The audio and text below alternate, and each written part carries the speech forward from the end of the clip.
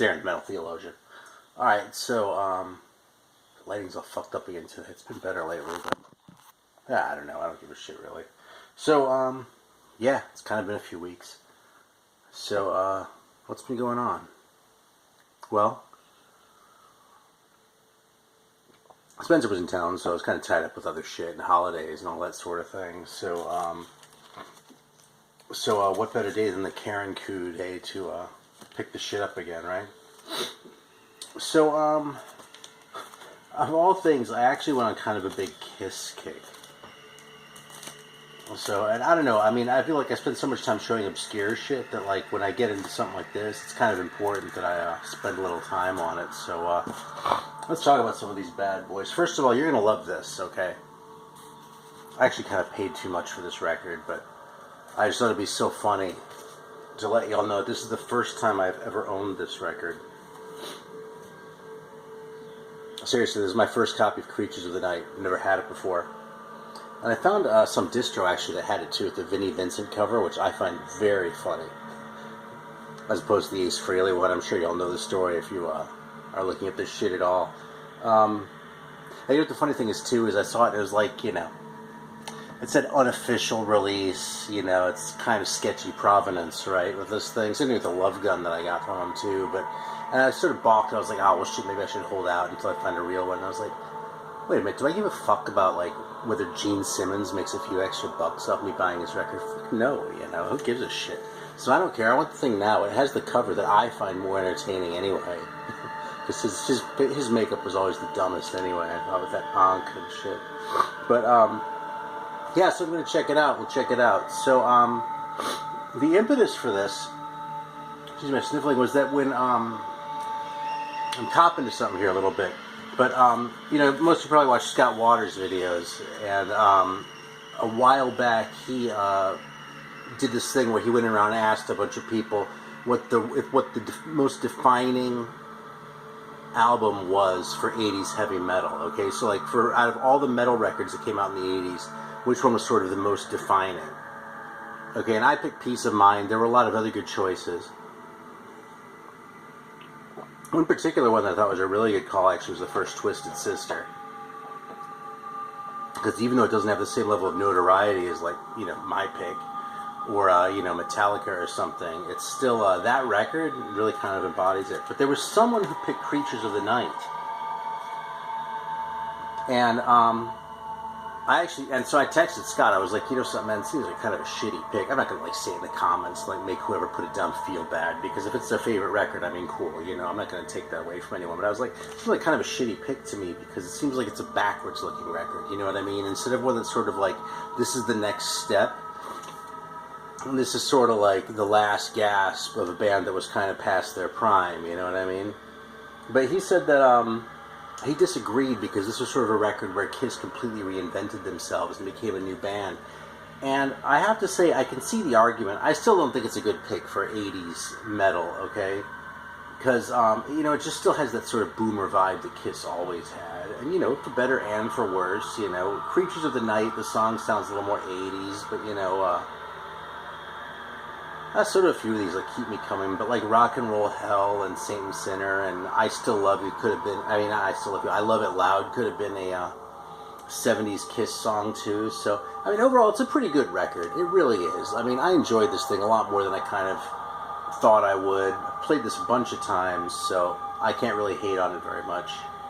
There's one other thing that really jumps out at me is on the song I Love It Loud, which is a fucking cornball anthem that made me balk the first time I thought about getting this record after that conversation with Scott.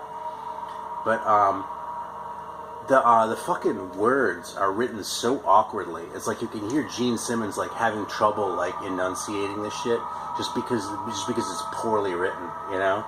And I kind of love that, actually. That kind of makes me like the song a little bit more. You know what I mean? So yeah, this is a pretty good record. And I get some pretty favorable comparison with this one, actually, which is kind of the one that got me back on my kick. By the way, this is a reissue. None of the other ones are my first copies, right? I mean, of course I've had all these before. They're Kiss records, and, you know, I've listened to heavy music, right? Although I came to them kind of late. My last really big Kiss kick was when I was in my early 20s. And that's, well, quite some time ago now. Which is why I don't have the records anymore. But now, of course, I'm all over this shit. But anyway, here's the thing. There's a label, the fucking Universal Music Group. Those Blue Note reissues, the 75th anniversary ones, they came out on the same imprint a few years ago.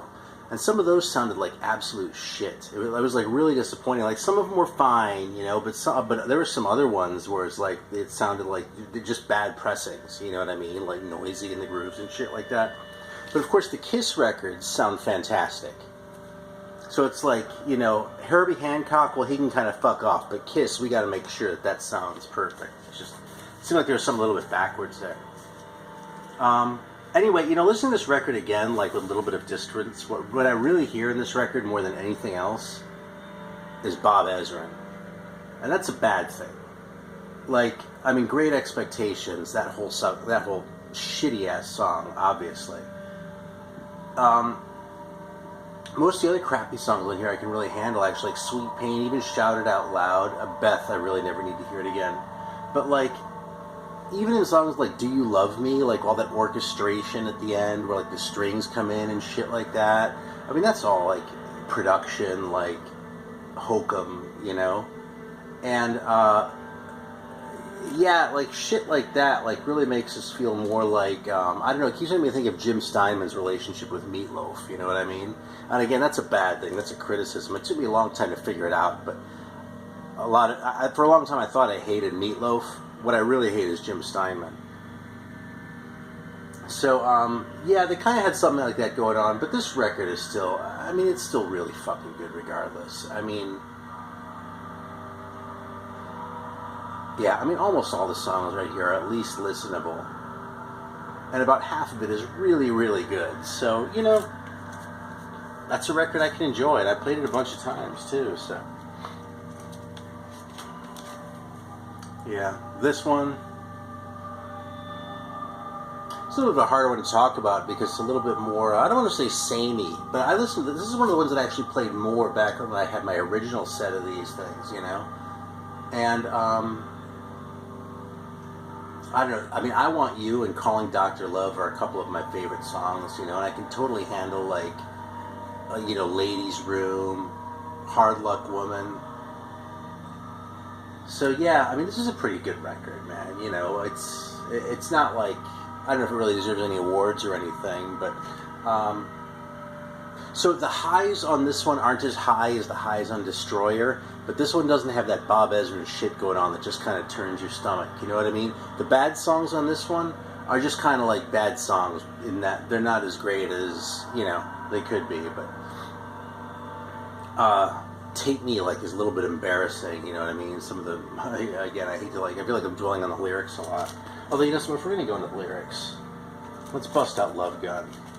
And I'll hold that one up and shit on it for a couple minutes. I'm just kidding, that might actually be my favorite of all these, Love Gun. I think probably the very best Kiss song, if I could pick one, is I Stole Your Love. And the song Love Gun would probably be in the top 10 as well. So yeah, this is kind of essential. But you know what really jumped out at me? Aside from, like, the song Tomorrow and Tonight, so sounds like it should have been on the Rocky Horror Picture Show soundtrack. It's kind of excruciating. And it's funny because on the one hand, I kind of like the song. On the other hand, I mean, the Meatloaf comparison comes in again, right? It's like, if you had a 45 and the A-side was Tomorrow and Tonight and the B-side was, God, I can't remember the name of the song now, but that Hopatootie, bless my soul, I really love that rock and roll. You know, if that was on the other side, that would be right at home there, right? I mean, that would be like a good match. So, yeah, so there's that. But the other thing that really jumped out at me, man, is fucking, it seems like every so often in the VC, like, someone discovers the original cover for a Virgin Killer by the Scorpions and you know, has a heart attack over it. I swear, Christine 16 as a song is way fucking creepier than that shit, man. I'm not even kidding, man, because, like, the Scorpions cover, it's like you look at it and you go, yeah, you know something, probably kind of a bad idea, that record cover, but I can see the sort of artistic statement they were trying to make, and like you could interpret it this and that way as art, and maybe Hypnosis are kind of assholes or whatever, but there's a discussion to be had there. But Pristine 16 is like literally just about like explicitly talking about going for it with someone who is not only like underage, but like he's fucking stalking her coming out of high school and shit like that. I mean, that's some fucking creepy ass shit. Like, and with none of the sort of redeeming artistic merit that you could impute to that Scorpions record. So, I'll tell you, I mean, neither one of these things particularly offends me, really. But if I were going to get upset over one, I think Kiss would still have to take the crown, which of course makes sense because they're bigger assholes than the Scorpions, right? This record also features a terrible rhyme, which I happen to love, which is hooligan, never go to school again. I mean, that's really shitty, but that's not just like the sort of stilted shittiness and like I Love It Loud. That's just like kind of funny shitty. Oh, and then if you were to ask me what the worst cover song is of all time, I mean, I shit on covers pretty routinely here, but I really think their version of the Crystals' Then He Kissed Me, which of course is Then She Kissed Me on here, because they wouldn't want anyone to think they were gay or anything like that. Yeah, that's probably the worst cover of all time. Hey, speaking of shit that's gay, I'm working on a mustache again here too, but this is Solidarity with Davis Winchester. So I saw he was sporting one in a stream recently, and I was like, fuck, man.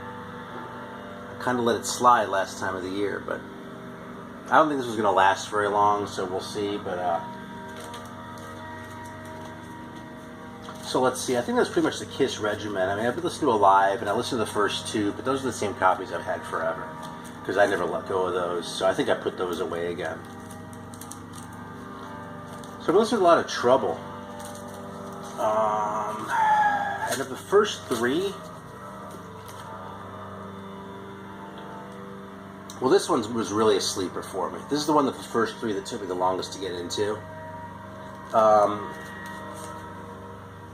But it's paying dividends like many times over. I love this record. I think that this one is probably still my favorite, The Skull. This was also the first one. I mean, somebody made a tape of this for me back when I was like 14 or something like that. What year is it? 85? Well, I might have been 14 by the time I got the tape. Yeah, I mean, I just love this, man. The riffs on here, I mean, Pray for the Dead is just like such a monster of a song. The whole first side is, and like Gideon, Wickedness, every song on this thing fucking rules. But the one that I feel like I've kind of spent the least time with of these is actually this first one, which is a little bit counter to my normal listening habits, where I tend to spend all my time with the debut and then blow off everything else. And, again, this is a fantastic record. It totally holds its own with the next two. It's maybe a little bit more primitive, especially the songwriting department as opposed to the production, which is cool, but also interesting because you expect the production to sort of pick up, you know what I mean? But this was really more like, as a band, they were maturing, But speaking of that sort of shit, getting those things together was sort of preparation for my these brand new reissues of these turning up and also getting lots of love for me. I've never owned this one or Manic Frustration before, which is also around here somewhere.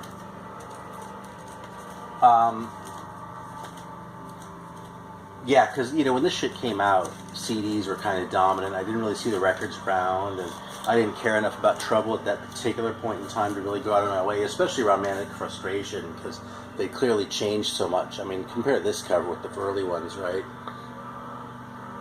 So it is kind of a different band on these subsequent ones. The production job on this one, it's interesting because it sounds a little bit less distinctive than those early ones. Even though like Rick Rubin does a great job and it sounds really good, it doesn't quite sound as troubly as the earlier ones, And I'd say the same thing with this one, but this one's kind of a different vibe again, because this one has more of a I mean, even more of a 70s thing going on than this one. Although I wouldn't say this sounds like a 70s record. But yeah, man, both these I've been playing a lot of. They're fantastic. And these reissues on Hammerheart Records out of, I think, the Netherlands. Yeah, it's a Dutch label. Are really first rate, man. Both of these. My very highest recommendation on all that shit. So, actually, I don't. You probably can't see from where I am here, but like the shit that I'm going to put away when I'm not talking about goes over here, and the shit that I'm leaving out because I'm going to keep listening to is over here. The Troubles were in here. Now the Kiss kick started early. I'm really kind of done. I listen to a lot of Kiss, but here actually another thing about Kiss was I meant, like I mentioned, I hadn't listened to some of these records in probably 25 years. But I was really struck by how quickly the songs came back to me. Like the album tracks on Rock and Roll Over that I couldn't name even right now off the top of my head. Like, as I'm listening to the record, I'm totally, like, remembering every note. And it's like, you know, that I kind of crack wise about some of the aspects of their songwriting, but fundamentally, when the songwriting's really good, they can accomplish that, right? That shit's that memorable. I can't say the same thing for, I mean, even some of these Trouble records, which I probably like more metaphysically, you know what I mean? But they don't have, the hooks aren't as strong as what Kiss manages to pull off on record after record, so they get a lot of credit for that as far as I'm concerned. In case you're wondering right now, I don't know if it's coming through at all, but I'm actually listening to Sunn. Grabbed this, found it in a discount bin, and I was like, you know something? Because I've actually been getting into a lot of this kind of shit. Like, I don't want to talk about it too much yet because I'm kind of not ready yet, but well, I talked about how into Ohm I was, like, last video, so, like, I've started to bust out some Sleep, and, like, this Earth one here and shit. And, like, this is a little bit drony for my taste. I mean, this is really kind of monotonous. This is, but that doesn't mean I don't like it. It's just, this almost isn't rock at all, you know what I mean? This is more like listening to a Cluster album or something like that to me, you know, or like, I don't know, who am I trying to think of? Tangerine Dream, actually, some of, like, the middle Tangerine Dream stuff. That's sort of more like spacey shit, you know what I mean? As opposed to something with a little more, you know, rockin' meat to it. And now I kind of lost my train of thought. So let's just talk about a couple other ones here. How are we doing for time? Oh shit, it's almost 20 minutes. Alright, well, I've got a couple more here I want to hype. So, here's one. Actually, I think I showed this last time. Did I show Quo Vadis? I don't remember. I'm pretty sure I played part of this one. So anyway, it's awesome. It's Polish thrash, really kind of nasty, gritty. Like, they sound Russian. I think I feel like I said they remind me of Corrosia Metalla. And that's kind of who I reached for after listening to this, and kind of came to the conclusion that the third and fourth records by them are really nowhere near as good as the first two. So, yeah, so if you want to check out Corrosia Metalla, I'd stay with the first two. And obviously I'd stay away from any of the white power shit they did later, because that's kind of... Another one was just a really solid, just a heavy metal record, which is a brand new one to me. It was Kafra. I don't know if it's coming through at all. But this I turned on to literally because it was on a reissue label that did a couple other Mexican things. You see that logo on there? It's basically a Spinal Tap. Smell the Glove, except it has a Kafra logo on the corner there. But yeah, this is like an 80s metal record from Mexico. And you know, I know about this much about Mexican metal from the 80s, but I really dug the hell out of that Gehenna record, and I love that Crazy Lazy record. So the same guys put this one out, and I was like, well shit, man, I'll gamble a few bucks on that one, and it's awesome. Yeah, Khafra, if you ask me later because you want to hear it. It's at least worth a listen online.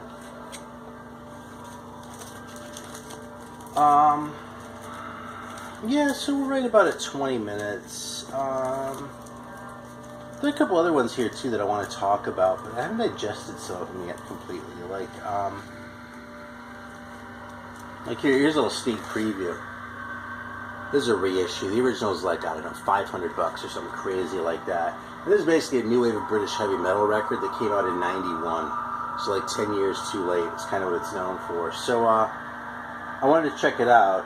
So I grabbed this reissue, which is much less expensive, I'm happy to say. And it didn't really rip my face off, but I'm also really aware of the fact that I haven't gotten my head around it yet. So it's like I don't want to sit here and like talk about it, because I don't want to shit on it, because I haven't spent enough time with it yet. But I don't want to say, oh, it's great, I just need to spend more time with it, because it might actually suck, and it wasn't that I hadn't spent enough time on it, it's just that it sucked, you know.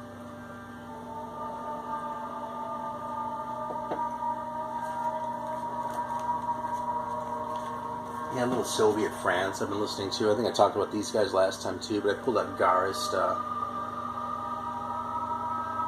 See, this Sunn shit sort of works in the same wavelength as this kind of shit. I suppose this is a little bit more spacey. This is a little bit more like underground, so they're almost like opposite in a way. Because I don't mean underground like obscure. I mean like literally underground. Like it sounds like you're in a cave when you're listening to Soviet France. But they're both pretty awesome.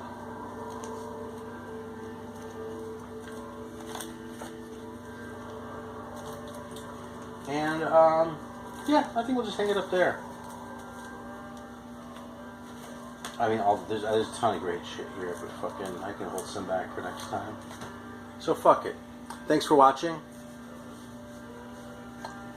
Yeah, see you next time.